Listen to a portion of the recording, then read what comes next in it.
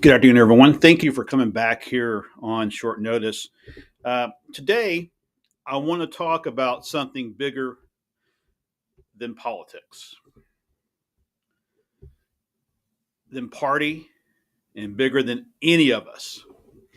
And today, we celebrate a promise America made to the world more than 2 decades ago. And it's a promise we are keeping. In 2003, in the face of devastation, in the face of despair, the United States launched what would become one of the greatest humanitarian missions the world has ever known. And that is the President's Emergency Plan for AIDS Relief, commonly referred to as PEPFAR. Back then, in parts of Africa and across the globe, an HIV diagnosis was a death sentence. It was a death sentence. Children were orphaned. Entire communities were in mourning. Healthcare systems were overwhelmed, and hope was running out. But America did what we do best. We reached out, we reached our hand out, and we stood up and we led. Under President George W. Bush's leadership, and with strong bipartisan support from Congress, and I want to thank both Republican and Democrat leaders for continuing that legacy, we launched PEPFAR, not just as a policy, but as a moral obligation. It was bold, it was historic, and it worked. Over the last 22 years, PEPFAR has saved more than 25 million lives. Let me say that again, 25 million lives. That's mothers living to see their children grow up. That's children born free of HIV. That's families staying whole workers keeping jobs, nations being rebuilt. And now, because of the work of so many, including many of you in this room this afternoon and across the country, we have more than 20 countries on the verge of epidemic control. But friends, this is not just a global health program. This is not just a foreign line item.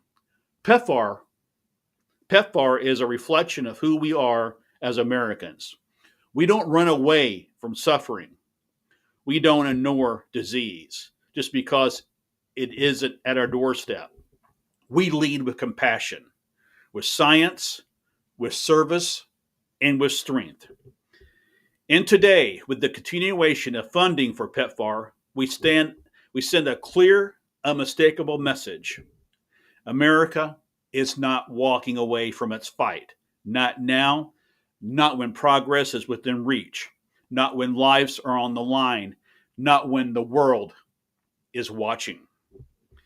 To the global health workers on the ground, to the clinics in Uganda, the testing centers in Botswana, the counselors in Haiti, the mothers in Tanzania, and the young people in Nigeria, I want you to hear this from this president. We see you, we support you, and we're standing with you. And I just want to say this before I do continue. I don't understand. For one moment, I don't understand how this became an item for discussion for elimination of funding. I don't get it. I am for a balanced budget. You know that. What I'm against, though, is harming the American people and the people of the world. Eliminating this program would have done harm to the world. You know, and I do want to thank the people who made this continued commitment possible. To the members of Congress from both sides of the aisle who refuse to let politics cloud purpose. Thank you to the faith-based community, churches, pastors, ministers who have been on the front lines from the beginning. Thank you to the healthcare workers and the NGOs, the scientists and diplomats. You have carried this mission with courage and conviction. And I want to speak directly to the American people this afternoon.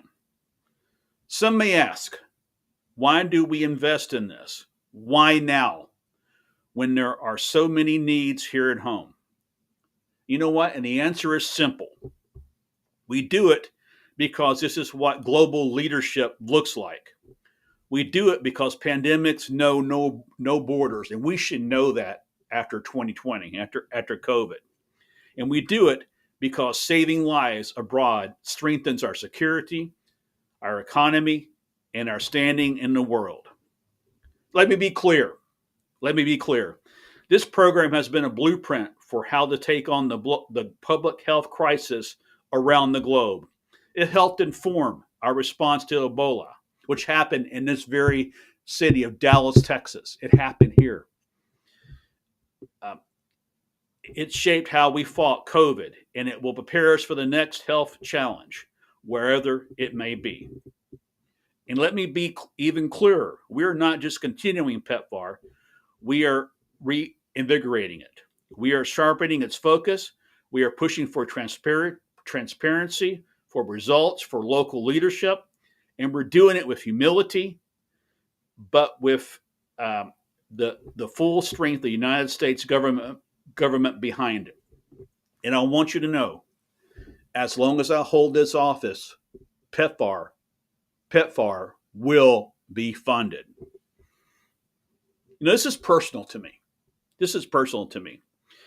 As president, I carry the weight of every policy, but as a man of faith, as someone who was raised to believe we are brothers and sisters keeper, I know that it is more than just a policy. It's a calling. It's a calling. We cannot be content with what we've done. We must be committed to what still needs to be done because the fight is not over. There are still too many children born with HIV, too many communities facing stigma, too many people who don't have access to the care they need. And in this day and age, I don't understand why that's happening. So let's be bold again. Let's push forward. Let's finish what we started. Let's be the generation that finally brings HIV and AIDS to an end. You know, as President Biden often reminds us, and reminds us still today, we are the greatest nation because we are a good people. Today, we prove that once again. Let's keep doing good. Let's keep saving lives. Let's keep showing the world that what America stands for. And folks, I know that things have been very partisan. I know that things have been very political. And I understand that. But when it comes down to things like this, there shouldn't be any negotiation. It should be, yes, we're going to fund it. I don't understand how members of Congress who voted to pull support on this go home to their constituents and say, I voted against PEPFAR. I don't understand it. And today, PEPFAR is still around. And as long as I'm the president, as long as I'm in this office, PEPFAR will be around.